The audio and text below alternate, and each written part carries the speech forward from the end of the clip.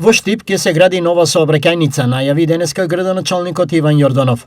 Новата сообраќајница ќе ги поврзува населбата Каваклија до кружниот тек кај Порта Пролет. Тоа е сообраќајница која ќе се поврзува од населбата Каваклија до кружниот тек кај Порта Пролет.